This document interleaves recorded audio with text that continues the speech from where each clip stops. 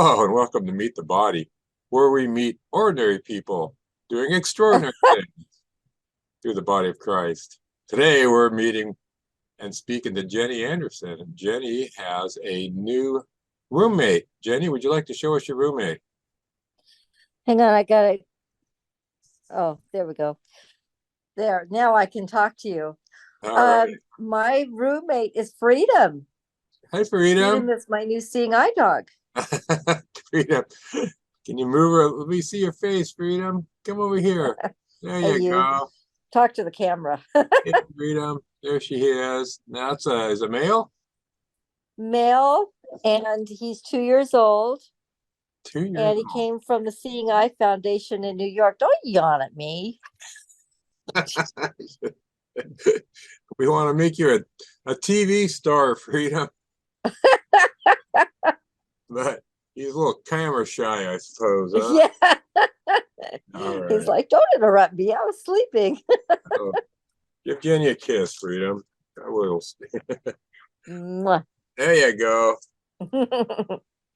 Well, tell us, does the foundation pay for it? I mean, you're on a pretty limited income with your Yes. disability. It's a nonprofit establishment and they go by donations. Hmm. They paid for the air travel and all the expenses associated with staying in the dorm. So they paid $100 more. I mean, hundreds of dollars more is what I meant to say Yeah, than what I paid. yeah. Plus the dog and the training. Yeah, exactly. Okay. The training of the dog, by the time they've released the dog, the cost is associated with about 20,000 or it was $75,000 when I graduated with my third dog. So you can imagine how much it is now because that was over 10 years ago. Yeah, the total cost of Yeah, raising the dog, training the dog, and then you went to dorm. You went to a dorm. right, You right. to And then learn. the cost of the airplane ticket for both ways too. Okay. Just tell us what it's like to go to you said a dormitory. So it was on the other side of the country, over in It was in New Jersey, Morristown, New Jersey. yeah. And I went there not knowing where I was going to be staying. I've never been in this place before. I've only heard about it through recommendations of others. And I went there not knowing. And I was told that here's your airplane ticket. We will meet you on the other side. Airplane arrangements have been made for our end of it. So once you get off the plane, you will be met by somebody here. And I went in total faith that everything was going to happen exactly as I was told it was going to happen. That's how Mhm. that's how it works. Okay. So you get off the plane, they meet you there, and they take you to the dorm. Yes. And how many are there other students there? About how many people? You got your own There room? was 20 students altogether, including myself. Their Oh, usual class is approximately 25 students. okay. This one was the fullest class they've had since the pandemic. Mm. Wow. So you're in school, and so you just kind of walk us through. You get there, and how do you meet your dog, and what it's like to go to class? If you could just kind of run through it, I'd love to hear about it. What? Sure. You get there, and new student or returning student doesn't matter. The process is the same, and that is they spend the first 2 to 3 days working with you on a rug that is literally wrapped around a harness, and they call it Juno. And the whole idea is to decide what your speed of walk is, what the tone of your voice is, how you like to talk in general. They're deciding that because they know what the dogs respond to. The dogs that are out in the kennels are waiting for new owners. And the whole idea is to find out what is the best suited for you and for the dog as far as the new owner. So they ask you whether you prefer male or female, or are you stuck on any such gender. They ask, do you want a black lab, yellow lab? Do you prefer a retriever, a German shepherd? Because they do give some retrievers and German shepherds. In my case, I specifically said that I'm not stuck on any gender, but I am stuck on a yellow lab because with my vision, I have kind of a darker house just because of the lighting. And with my vision, I can't see the dark hair very well, but I can see the yellow hair against my carpet and floors. Hmm, So I can see some degree to clean it up. I see. And I did say that I want a dog who is well maintained behavioral wise. Been there, done that. Yeah. Don't want a whole lot of behavioral hassles. Um, and apart from that, I don't think I gave any specifics. Okay. And they told me on the second day, we do guarantee you that you will have a dog that is well maintained. And Freedom is the best dog that anybody could ask for. He really is. He is very well mannered. He is. Yeah. So I know him. how how they make the decision is they've got 5 dogs for each student. And it's in those 3 days that they decide which of those 5 dogs is going to best suit that student. Hmm. That when they've come up with your application and asked you to come to class, they've already considered possibly 5 dogs that will work for your application. And Okay. they have pulled those 5 dogs in accordance with your application once you've accepted the class time. And for those 3 days, they're working with you to decide which one of those 5 dogs will work. You said something about there's a rug or something. They're training you on a rug named Juno. A rug. It's a rug that's literally wrapped up around the harness. Okay. So it's not a dog. Not a dog. It's a rug that the dogs normally sleep on. Having a hard time conceptualizing what that looks like. They're training you how to grab the harness as a Okay. blind person and get ready for that dog to lead you. Okay. They're testing you on the forward command, right, left, turning right, turning left. They're testing you on a U-turn.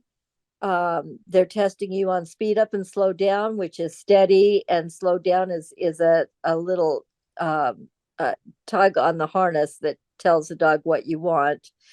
Okay. And so they're testing you on all that to see which dog is right for you.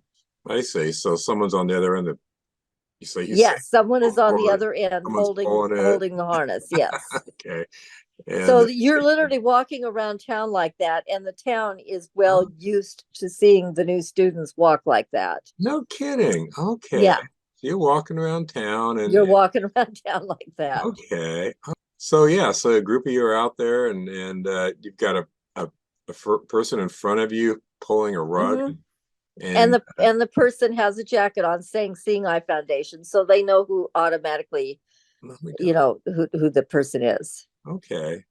So yeah, you're walking down the street and how do you decide where you want to go? I mean, The trainer says which way you're going to go. They okay, warn you which way they want you to go, and they're testing you to see how you manage it, okay, I see. I see. because it's up to how you manage it which dog is best suited for you. All right. So they say, okay, we're going down the street and around the corner is an ice cream store. So tell me where to go. And you say go or you just walk and then Well, take you say forward. yeah, In my case, I would say Freedom forward. yeah. And the dog is trained to walk on the sidewalk or as close to the left side as possible. And every time they want you to turn, they warn you that we're going to be turning left at the next intersection. I see. Okay. And that's how it works. Okay. So there's certain body movements that go along with that, and that's what they're testing you on, is how well do you do those body movements, because the dog is going to read those body movements and know exactly what you're talking about. The dog is trained to know what those body movements are. So 3 days of training, and then you're giving your dog. They've decided, you know what, Jenny here, freedom's freedom's the dog for her, and Yeah. they introduce you, and then you do the same kind of thing, except now you have a real dog. Instead of Yes, once you are teamed up with your real dog, the way it works is you stay in your room until the dog is delivered, and they announce, in my case, it's a boy. They make it really exciting. Yeah. Okay. And they give you a few minutes to get acquainted with your dog, and then they start working with you on inside healing around the hallways and such, so that your dog gets used to you just moving with you in the building. Hmm. And it stays that way for a couple of days, and then they get you out on the streets and start working the streets. Okay. And they do it as quickly as possible, so that by the time the 2.5 weeks is over, which is what it takes for training, you're ready to go home with your dog and start teaching your dog your home life. You've got 2.5 weeks. You're getting to know Freedom. Mm-hmm. How do you like Freedom compared to your other dogs? I mean, if you don't mind. Close your ears. Freedom is very well mannered. I guess the difference between my other dogs and Freedom is that he's a little more jumpy than the rest of them were, which is fine. Mm-hmm. But he's very cuddly. He loves to snuggle. Oh, oh. So, did they tell you what it was about Freedom that they said, Jenny, after testing and going through everything, here's why we think Freedom's your dog? They give you, what did they say? For me, part of the reason was because I wanted a well-mannered dog with not a Right. whole lot of maintenance, Yeah. disciplining. She also said that his name was so in accordance with what is going on in my life right now. I am a student at Seattle Bible College. Uh-huh. And she felt that because I was studying to be a minister, that the name Freedom would just coincide with that so well. Okay. And once the other students got their dogs, I can understand what she meant by that. It was because the other dogs' names, though they were good names, they didn't coincide with my lifestyle. Okay. So the name was important. Okay. Yeah. Interesting. Now, do people say, I want a dog that's not well maintained or that's kind of rambunctious? I mean, it sounds like what you'd want. It seems like anybody would want that kind of a dog. Or Yeah, maybe I what's guess more, I was really picky, although I didn't think about it at the time. okay. Well, I mean, it sounds like you wouldn't be picky. It seems like everybody wants a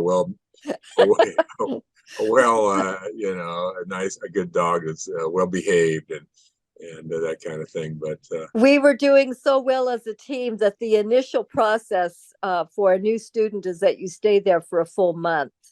But we were doing so good as a team that we were told we could come home with the retrains.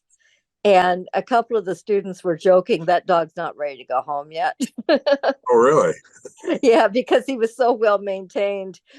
That's all they ever heard was good Freedom, good boy. And he said that dog's not ready to go home. He's not ready to go. Sounds like he would be. Oh, he would be. They were joking. Oh, okay. Okay. He's not ready. All right. So there's certain breeds. I mean, you said there's German Shepherds. What are the best breeds? Labs are the most congenial simply because they are so socially acceptable. Mhm. And so yellow and black labs are the most frequent. There is golden retriever Labrador mixes that they use. And German Shepherds is very seldom used, but Seeing Eye Foundation still uses them. Okay. So those are the brands that they use. Now, when I was a kid, the German Shepherd was the pit bull of our day. It was Yeah. So I imagine if you're in a tough neighborhood, you might want a German Shepherd, maybe. Huh? Well, I asked for German Shepherd, Mm-hmm. just simply to have something different. But the school felt that according to their policy, I had all labs, and they felt like it would be too much of a personality change to take on a shepherd. Okay. The students that did end up with the shepherds, they had shepherds before. So you get home early because you're just such a good fit. I mean, you walked around town. What's the name of the town again? Morristown? Morristown, is that right? Morristown, New Jersey. Okay, yeah. Civil War. And the story has a name behind it. Mm-hmm. I mean, the name has a story behind it. Sorry. Yeah, tell us about it. Bruce, I think his name was Bruce. Yeah, Bruce Morris. He was the first student from the Seeing Eye Foundation. And the way it got established was there was a trainer in Germany that he was reading through the newspapers we're talking, years ago, where they didn't have telephones in those days and digital stuff that we do. So he was reading it in the newspapers. He got a hold of a copy of this trainer in Germany that was doing such a good job training dogs for war that the men were coming home blind. I don't remember the agent that we were using at the time, or that they were using at the time, whoever it was, but they thought it was a great idea to use this chemical agent on the enemy to make them go blind, and in the process their own soldiers were going blind. So she was specifically training dogs for that purpose, to become these ex-soldiers seeing eye dogs. Okay. From that region of blindness. And anyway, he contacted her and told her, I want you to train a dog for me. And she did. They connected. Don't ask me how, because in those days it was only by ship, but they did connect, and somehow it got done where he got his job, or his dog, and the name was Kiss. He said, I can't have a dog named Kiss. So he named him, I believe it was Butch, I believe. And anyway, he started the Seeing Eye Foundation with that dog. He said, I have to be able to release this into the general public so more people like me can have a dog like this. And he started the Seeing Eye Foundation. It's been around a long time, a wonderful institution, been around for a long time. And boy, what wonderful work they do. Well, they not only do wonderful work, they said yes to me. Yeah, there you go. All right. Freedom's 2, or you figure you'll have another, 8 years or so? Or I will have him as a working dog about 8 to 10 years. And then after that, he will retire right here as an emotional support dog. Oh, really? Okay. Yes, my doctor and I have already planned that. He will retire right here under my care. Oh, okay. Even though by that time I'm hoping to have another dog. I'm hoping that by that time my age is still to the point where I can walk the 4 miles required for the training, because there is a lot of walking involved. Yeah. No, but if that's the case, he will be able to retire right here. Fantastic. All right. Well, and so tell us a little bit about what you're doing. You said you're going to Seattle Bible College, studying to become a pastor, huh? That came out of nowhere. Is that right? Don't ask me how that got started.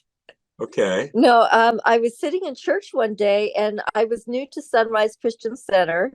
Seattle Bible College is under the covering of Sonrise Christian Center, for those that don't go there and don't know that. And they were advertising a class, and I went, oh, they have a Bible college here? Oh, I'd love to do that. And I called and found out that financially they do have deferred payments.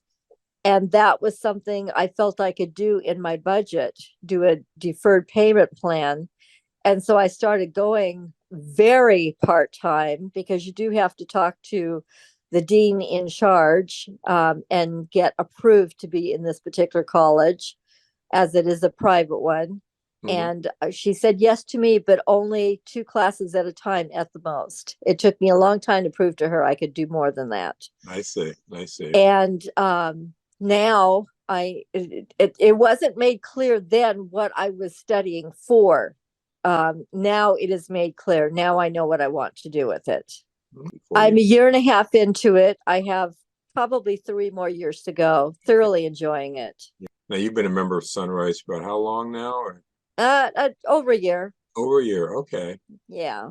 Okay, great. So yeah, folks, if you've seen this and you see Jenny at church, go and say hi, and they can they pet Freedom if they do? Or they cannot. He's a service animal, so you do have to respect the fact that he's got to keep his mind on me. Okay, good. So yeah. So anyway, you can say hi to him, but let Jenny know what you can and can't do. So yeah. And then the other thing that I'm doing with my college degree that is yet to come is I'm basically a pastor right here at the reserve in Linwood where I live. That's Um, yeah. some of these are shut-ins. Mm-hmm. And instead of watching, they can watch a live stream at the church. They can do that, but that's not giving them the personal touch they need that a pastor needs to give his sheep. That's right. And regardless of whether that's coming from him or his staff, it doesn't matter. They're not getting that. Yeah. So I am doing a Bible study every week right here at the reserve. And I've got several women that are coming on a regular basis. And I'm starting to walk them through the Gospels and walk them through the life of Jesus and who really is Jesus, and teaching them the basics of faith, really. That's And right. the questions that I'm getting are so basic. I mean, and I'm not knocking that. I'm just saying, praise God, because if it takes me to get in there and teach them the basics so that they know those things, then that's worth it to me. Yeah, yeah, and teach them how to, you have a little community going there then, right? A Yes, business community. yes, we do. Yeah, well, that's And fantastic. more people are joining every week. That's fantastic. And so you're using you're a pastor in a sense, maybe not by name, I mean not by title, but I mean you are pastoring I'm right doing now. it already. You're doing it And already. Dr. Kathy, the dean of the school, knows it and she loves it. That is fantastic. And this is a retirement community, right? Or Yes, 55 plus. right there in Linwood. So Yes.